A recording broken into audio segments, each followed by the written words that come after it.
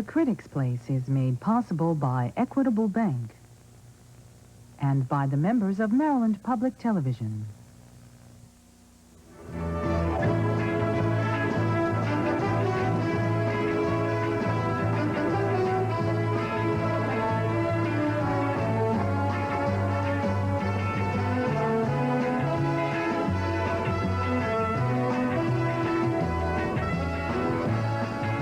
Welcome to up-to-date news of the arts here at the Critic's Place. Hi, I'm Alfie Brown. This week's edition is as packed with news as ever. Frank Getlein has been to Meredith Gallery on Charles Street in Baltimore, the home of a number of fascinating galleries you should be aware of. Elaine Stein, television critic, joins us for this edition. And John Goodspeed is covering Willard Randall's latest novel, A Little Revenge. Toby Perkins continues his coverage of plays from the Baltimore Playwrights Festival. Cal Lampley's reviewing summer opera at Catholic University's Hartke Theater. And Don Wolf, why don't you lead out with movies tonight? Well, Alfie, up front, I need to say that The Heavenly Kid isn't a good film, no matter how you look at it. And I would suggest you not look at it at all. It's a one-joke skit about a wise guy from the late 1950s who dies in a car crash. In the hereafter, they won't let him upstairs until he returns to Earth to take care of an earthbound problem. So they assign him to be the guardian angel of a teenager living in 1985. Back on Earth, the angel helps the teenager gain self-confidence. Now, the people responsible for this inert farce are dim-witted, and worse, they can't count. When the wise guy dies, it's in the late 1950s, and his girlfriend is pregnant, and he doesn't know it. When he returns to Earth in 1985, the 16-year-old boy he helps turns out to be his son. Well, it doesn't add up. And so much for The Heavenly Kid. I prefer to tell you about another film that raises hell, Fright Night. It's not one of those other mean-minded horror films that thrives on slash-and-gash atrocities. Instead, it's a devilish entertainment created to charm the chills out of moviegoers who know a subtle parody when they see one. What makes Fright Night interesting is the way it respects all of the traditional conventions of old vampire movies while placing them in the context of a contemporary comedy thriller. And at the same time, the film develops an eerie aura all its own.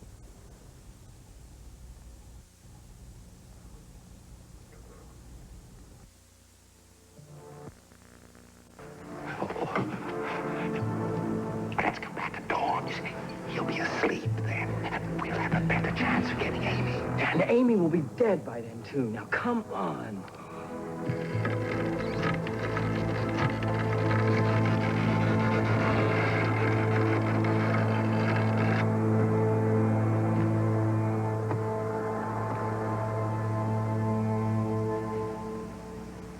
Welcome to Fright Night.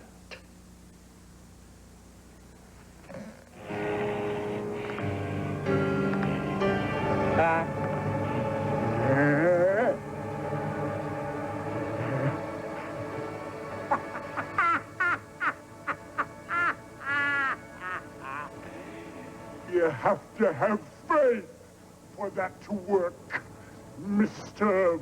Vincent. Remember?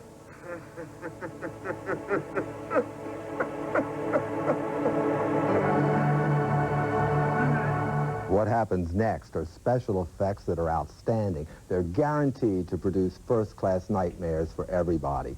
And Chris Sarandon, as the screen's first yuppie bloodsucker, gives a gripping performance, as well as Roddy McDowall as a faded horror movie star who gives new meaning to what I would like to call theatrical eccentricity. Okay. It's an interesting movie. It certainly looks like it. Apparently we're going to go on for generation after generation being asked to believe that there really were vampires, isn't that right? These movies keep, ever since Bela Lugosi, he insists we believe in vampires. I think you have to look at it from another context as the evil, the metaphor for evil. That men do. Yes, inside the Only the vampire knows, right? The evil. Or to suck the blood from somebody is to take the life from somebody. You know. I have to just be, as I was looking to see Roddy McDowall, and of course I still remember him and How Green Was My Valley. That's right. A wonderful little boy, and now you're playing a very old man. Yes, he's absolutely doing an impersonation of Vincent Price, who, of course, is an old horror movie Yes. star, and in the film he has a show like Ghost Host, Oh, where I he see. shows all of his old movies, and he was well known in those movies as a vampire killer. So this young kid who thinks this man is a vampire goes to the studio and asks him, please come and help me kill this vampire who's moved next door to me. And he gets and finds out it really is a vampire. Everybody thinks he's imagining it, but it turns out to be a real vampire. The Boy Who Cried Wolf. Absolutely, that theme is repeated. in this. Okay, thank you, Interesting. Don, very much. Cal, let's turn to summer music and see what's going on. Okay, I'd love to. For its second production of the summer season, the Summer Opera Theater at Catholic University in Washington is presenting Puccini's seldom-performed operetta, La Rondine. And as usual, this fine company has assembled a roster of first-rate artists from all around the country. Now, despite some casting flaws, the production is pretty good, and John Lehmeyer's direction does what it can to overcome the libretto's thinness. Now, since Leontine Price's 1961 hit recording of Doretta's song from Act 1 of La Rondine, there's been considerable interest in finding out just why this work is never performed. Well, Puccini was obviously not inspired by that flimsy libretto, and neither was the music he composed. And in Doretta's song, the one inspired moment in the three acts, Magda is really singing about something that happened long before this silly story began.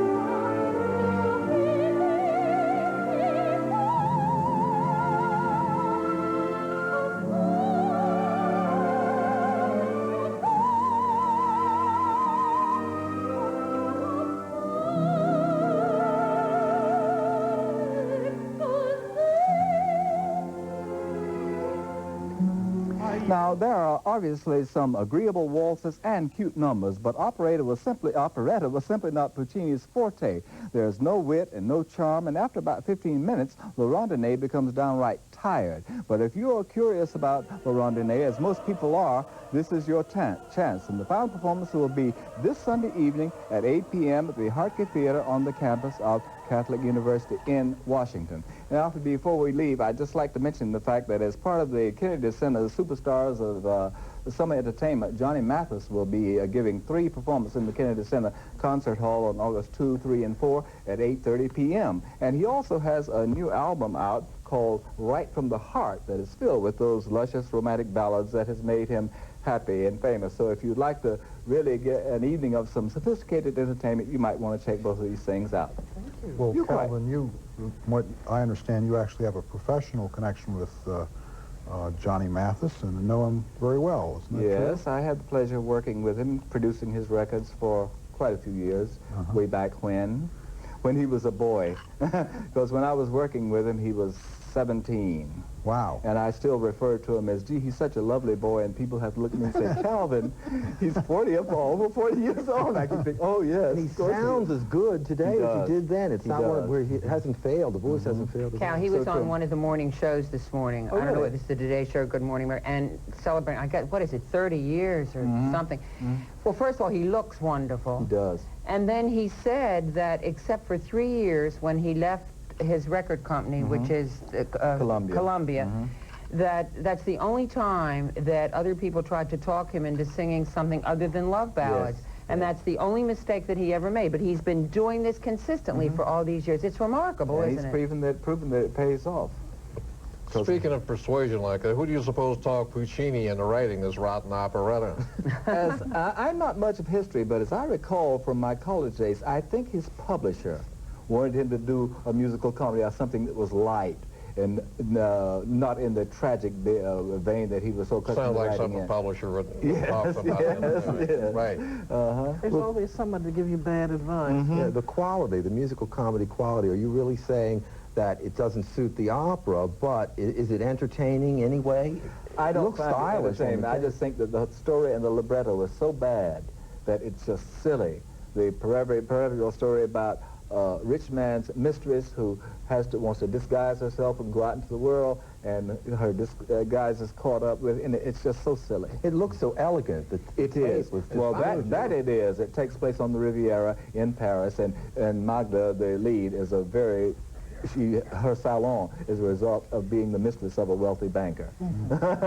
It is very elegant. Okay, thank you very much. Why, sure. Well, we're still talking about playwriting festivals, so Toby, why don't we start with playwriting festival? I saw 2 more samples of the Baltimore Playwrights Festival this week. Fells Point Theater has the best of the 3 plays I saw in the festival, The Dissident by Barry Gold, Edward Julian, and Dan Buell. Maybe it's the collaboration among 3 authors that accounts for the higher quality of The Dissident, and also the small cast, only 2 actors, Herb Otter playing a KGB agent, and David Keltz, a Russian author who's written a political book popular in the West. I think it's harder for 3 people to write a play, but then it may also be harder for them to talk themselves into creating a script that is unstructured, unmotivated, or just unfathomable. And it's easier for a director, in this case Al Tyler, to control the performances of 2 actors, especially when it's a brand new script. The play is also just the right length, not too long, but a grueling picture of torture on many levels as the KGB interrogator brings his investigation to a surprising conclusion.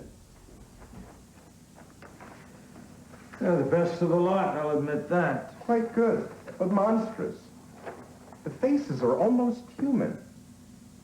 Represent anyone in particular? Do they look familiar to you? Not really. Should they? Your impression of KGB agents, perhaps? No, you said the faces looked almost human.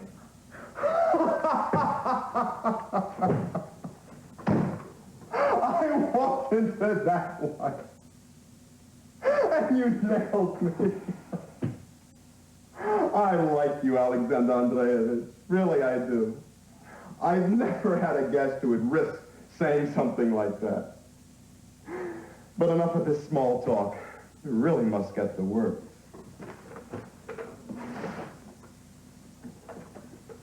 Power. Such a short title. For such a long book! Why did you call it that? Because that's what it's about.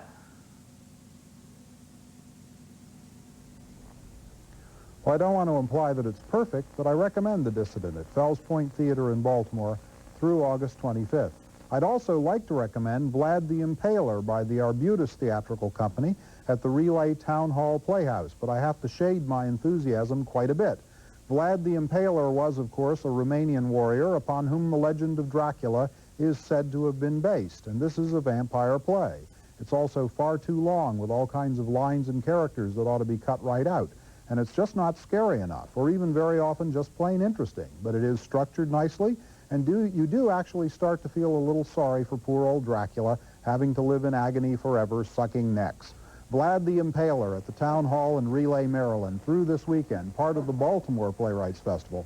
And Alfie, you've been to a different Playwrights Festival in Washington. Yes, Toby, and what I have to say about Source Theater's Playwriting Festival might better be filed under editorial comment rather than review.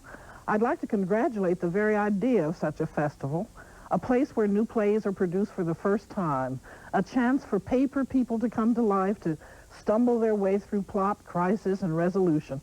I watched 19 plays over the last 3 weeks on Source's 2 stages.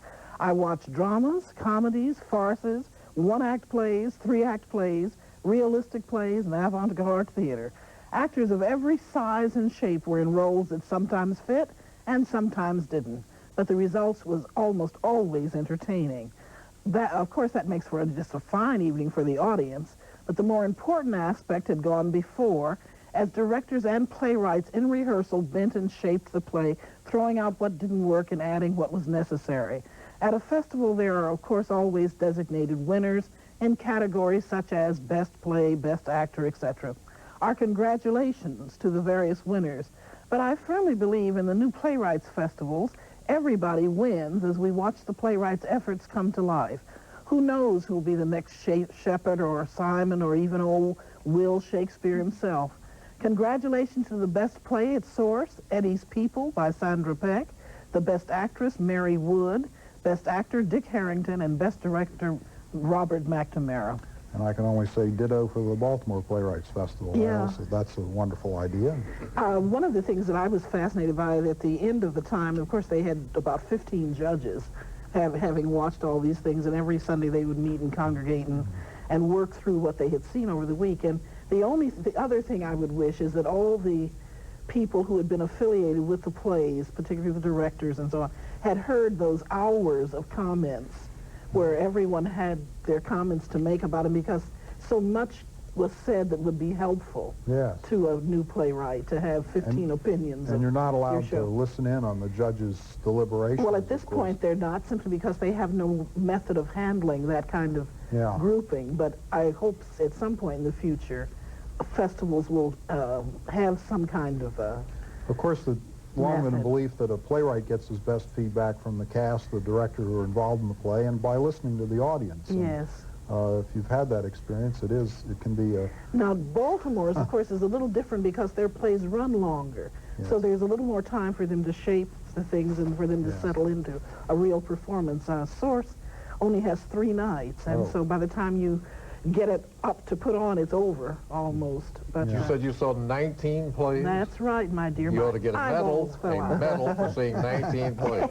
And the heat, don't forget the heat.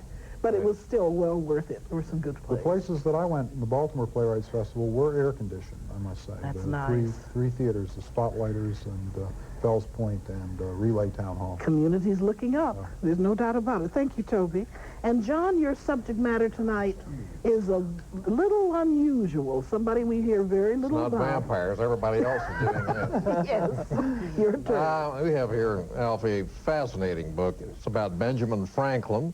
It has not received as much attention as I think it should, Alfie. Actually, it's about Benjamin Franklin and his son, William, and it shows us a side of our celebrated forefather that may surprise you. It's called A Little Revenge, published at 2250 by Little Brown.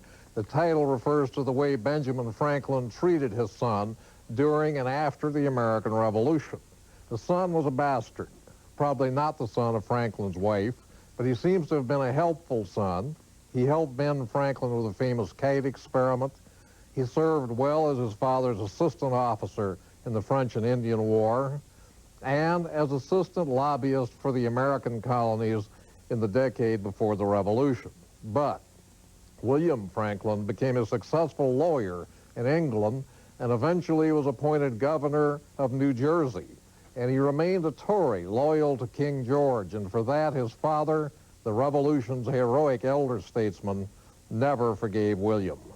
He didn't say a thing when his son was paraded around as a prisoner of the rebels, or when William was thrown in some of the worst jails of the period.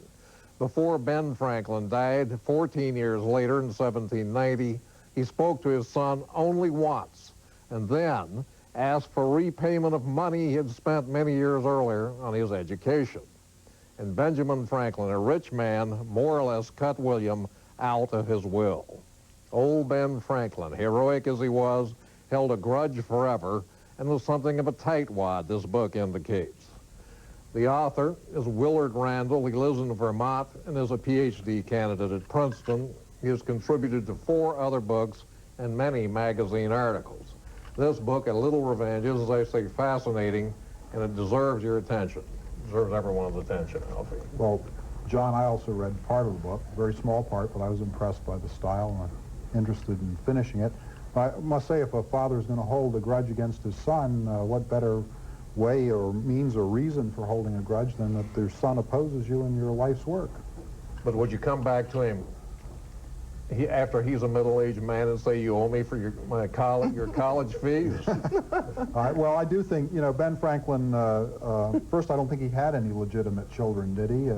He never married his that was his one regular wife. Yeah, one outstanding attribute is he had no legitimate children, but lots of kids. And the other one was that if you just read Poor Richard's Almanac, it had to be written by a tightwad. I mean, he was a tight-fisted man. But I think he's a little. The author there is down on a lot of people in the book that other people may have thought highly of before they wrote it. Right. Certainly, yeah, he's not too enthusiastic about a lot of people, but particularly Benjamin Franklin, whom I've always thought of as my favorite forefather, so to speak. Yeah. John, you said earlier that when we were talking that the book has sort of been passed over. Why is that? Well, it just went around once, and the critics, it was reviewed here and there, but the critics were not adversely critical. But nobody raved about it. I think it should be raved about a little bit. It's worth it. But you also think it's well written, too. Oh, it's very well written. Yes, it is. And well researched, well organized. I intend to send a bill to my daughter for her college education. She's making more money than I am. But you expect to get it back? I'll sue her for it. I think that's very important. If the child makes more money than the parents and they slave to put them through college, why shouldn't they pay That doesn't make you as good as Benjamin Franklin, No. just because you're doing that. We might add that Dine's daughter is a doctor as well as Alfie. So we have two people with doctor daughters. Two poorest doctors in the whole United States. Right. What am I going to do when I get old? That's all right. Let your daughter treat you. She's not that kind of a doctor. It sounds like a book that would make a wonderful movie about a man that's so little known, and yet he was living in the important historical time. It probably will, but I'm not sure Hollywood, hooked as it is on vampires, it's got nerve enough to do this. All right, John, on that note, let's move over to Frank because he's taking us for a look at some art. I am indeed. Baltimore's long-established Meredith Gallery at 805 North Charles Street has expanded its franchise to take in art by architects and furniture by artists. This coincides with the third or even fourth generation of American craftspeople who have cut their craft into art. Perhaps the most direct art crafts connection in the Meredith's new show is that made by Michael Bailey with Cherry Blossoms in the Rain. It's oil on canvas with both Japanese and Impressionist ancestors, so why isn't it a painting and therefore art? Until very recently, the answer was because it's a screen, a piece of furniture, and that isn't art. That rigid attitude is softening now, thanks in part to younger artists like Michael Bailey, who like the extra dimension they get from working in, well, 3 dimensions, and an assorted media. An original approach to furniture appears in the work of Henry Barrow. His hall table, or a satellite altar, as he fancifully calls it, has the great advantage of a lower dish for keys, sunglasses, and other outdoor paraphernalia and clutterabilia, leaving the main surface free for loveliness, including its own. Likewise in lacquer is his quite original tall cabinet in blue and white. Lacquer creates a surface like no other, and very few artists have used the colors Barrow does. As in this table, which covers opaque gold with translucent green for the legs and frame, and floats 18 silver lacquer crescent moons on a sea of midnight black. In contrast, Ronald Puckett uses the traditional cabinet maker's love for the wood itself as texture and color, but that is about the only traditional note in this cocktail table. Tall birds with long necks and long legs, like the most graceful of women, are a regular subject for Arlene Slavin, as in this small screen, tabletop size, of handmade paper. It's actually a print, one of a numbered edition, whereas this other screen is an acrylic painting. In both, the walking birds gain from being seen in 2 planes rather than 1. And what about this full-scale human-sized screen with tropical fish aflutter in dark seas? Lovely to look at any time, more so on a summer's day. Representing the Meredith's whole new field of art by architects is Stanley Tigerman, a Chicago-based award-winning designer of homes and commercial buildings, as well as a professor at such places as Harvard, Yale, the University of Illinois, and the American Academy in Rome. Against that impressive academic, professional background, he comes through in his drawings as playful, roly-poly, I hesitate to say it, even cute, with more than a suggestion of the old-time Cupid doll. Art's models are where you find them, and I find nothing here but pure delight in those ancient shapes revived, born again, and given just a bit of a new twist. My absolute favorite in the Meredith show, however, the one whose work I'd most cheerfully live with forever, is Judy Kensley McKee, whose 2 tables in the show combine originality, tradition as old as Egypt, wit, stylish design, and exquisite craftsmanship. The side table with glass tops supported by those 2 elegant whippets. I guess they're whippets. I haven't been to a dog track since Hector was a pup and finished a poor second to Achilles. What a conception. Don't miss them bones, doing their bit in the teeth, help holding up the table. Finally and funnier is her dog-eat-dog, surely the perfect low table for low doings in the boardroom of any corporation guided by today's notions of corporate ethics. That's the summer show at the Meredith Gallery, 805 North Charles Street, Baltimore, where art is part of daily life. Take it in.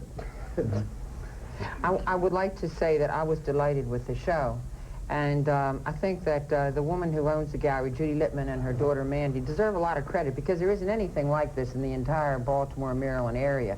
And it's very gutsy of them to bring this in. Judy refers to this, Frank, as decorative arts. And she says that there's a great return now to decorative arts and that the Whitney Museum is going to have a big show in the winter. Do you think of this as decorative? The decorative arts are where you find them there. There's been a basic split between art and crafts in language since the 19th century, and I guess ultimately since the Renaissance. But in the 20th century and the late 19th century, that began falling into disuse, and that an artist could indeed make beautiful fabric, for example, or beautiful glass. And the 20th century, without pause, has been going more and more and more in that direction. The Renwick Museum in Washington, which you know, Elaine, is devoted entirely to this line of work. And architects were responsible for all of the tableware. They designed all of this tableware. Incidentally, the Museum of Modern Art carries the same line. And the artists have done, really conservative artists have really then broken away and done these tables and all this furniture. Frank Lloyd Wright designed the chairs, tables, fabrics, rugs, and whatnot of his houses. I'm sorry, dears. It looks like we're down at that time, and we have to call a halt to these proceedings. But the beat goes on, and we've set it up for you to be able to slide right through the weekend with ease. A last-minute bit of news. If you missed hearing song stylist Lady Rebecca at Artscape festivities recently, you can catch her at Ethel's Place now through Sunday, and every Thursday night at the Red Fox in Baltimore. Here's a sampling of what's in store for you as we close. I'm Alfie Brown. Join us here at the Critics' Place again next week. Until then, make it a good one.